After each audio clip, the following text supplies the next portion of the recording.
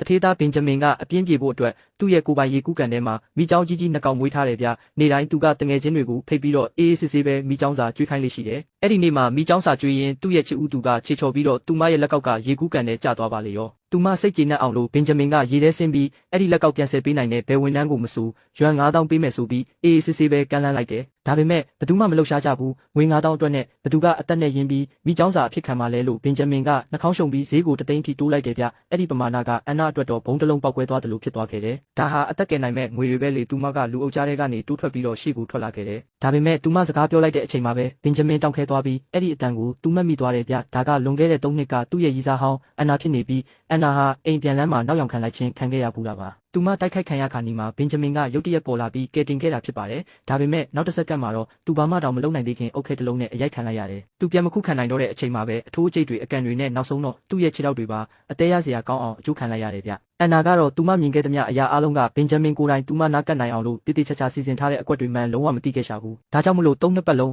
အန်နာဟာသူ့ရဲ့ရီးစားအဖြစ်နဲ့သူ့အနာကနေမခွာပဲဂယုတစိုက်နဲ့တိတိကျကျပြုစုဆောင်ရှောက်ခဲ့တာပေါ့။ဒီနေ့မှာတော့ဆရာဝန်ကဘင်ဂျမင်ကိုခွဲစိတ်မှုမြန်မလုပ်ရင်အခြေအနေပိုဆိုးလာလိမ့်မယ်လို့ပြောလာခဲ့ပါတယ်။ဒါပေမဲ့ခွဲစိတ်ခါက3သိန်းတောင်ကျမှဖြစ်နေတယ်။အန်နာကတော့အရန်ထိတ်လန့်သွားတာပေါ့။သူကသူမကိုကယ်ရင်းနဲ့ဒဏ်ရာရသွားတာလို့ယုံကြည်နေတဲ့အတွက်ဆရာဝန်ကိုသူမကတိပေးလိုက်တယ်။သူမကငွေကိုချက်ချင်းရှာပေးမှဖြစ်လို့ခွဲစိတ်ဖို့အတွက်အရင်ဆုံးစီစဉ်ပေးဖို့သူတို့ကိုတောင်းပန်ခဲ့ပြီးဆရာဝန်ကတော့ကရင်ဘော်ကဘင်ဂျမင်ကိုအတိတ်ပဲပါနဲ့တစ်ချက်ကြည့်လိုက်တယ်။ဘင်ဂျမင်ကတိမ်တိမ်မွေ့မွေ့ပဲအချက်ပြလိုက်တာပေါ့ဆရာဝန်ကလည်းချက်ချင်းပဲသဘောပေါက်သွားပါတယ်။သူကခွဲစိတ်ဖို့အတွက်လက်ခံလိုက်ပါတယ်။ဒါပေမဲ့ငွေကိုတော့အမြန်ဆုံးပေးချေရမယ်လို့သူမကိုတတိပေးလိုက်တယ်။အိမ်ပြန်ရောက်တဲ့အခါအန်နာကသူမရဲ့ရီးစားကိုအပေးစကားပြောခဲ့တယ်ဘာပဲဖြစ်ဖြစ်ဒီငွေကိုရအောင်ရှာပေးမယ်လို့ပေါ့။ဘင်ဂျမင်ကတော့သူသားတစ်သက်လုံးဝီချက်ပေါ်မှာနေသွားရရင်သူမကထားသွားမှလားဆိုပြီးစိတ်ပူခြင်းရောက်ဆောင်ကတိုးတိုးလေးမေးလိုက်တဲ့အခါအန်နာကတိုးဆုံမနေပဲပြန်ဖြေခဲ့တယ်။သူကအရင်ဆုံးလက်မလွတ်သေး၍သူမကသူ့ကိုထာဝရချစ်သွားမယ်လို့ကတိပေးခဲ့တာပါ။အန်နာကငွေရှာဖို့အတွက်လှည့်ထွက်သွားတဲ့အချိန်မှာတော့ဘင်ဂျမင်ရဲ့နှက်ခမ်းတွေကအေးဆက်ဆက်အပြုံးတစ်ခုဖြစ်ပြောင်းလဲသွားခဲ့တယ်။သူတရုပ်ဆောင်နေတာတွေကိုရက်လိုက်ပါပြီးသူကဝီချက်ပေါ်ကနေတတရရပဲထွက်လိုက်တယ်။သူ့ခြေထောက်တွေကတမာပြီးပုံမှန်အတိုင်းကောင်းမွန်နေတာဗျသူကဟိုဘက်ခန်းကတိုက်ခန်းစီကိုလမ်းလျှောက်သွားခဲ့တယ်။ဒါကသူလွန်ခဲ့တဲ့အချိန်တော်ကြာကလေးကငှားထားတဲ့အခန်းဖြစ်ပါတယ်။ဒါကတော့သူ့ရဲ့ထိန်းချုပ်ရေးအခန်းပေါ့။စကရင်တွေပေါ်မှာတော့အန်နာရဲ့အိမ်ကိုအချိန်နဲ့တပြေးညီ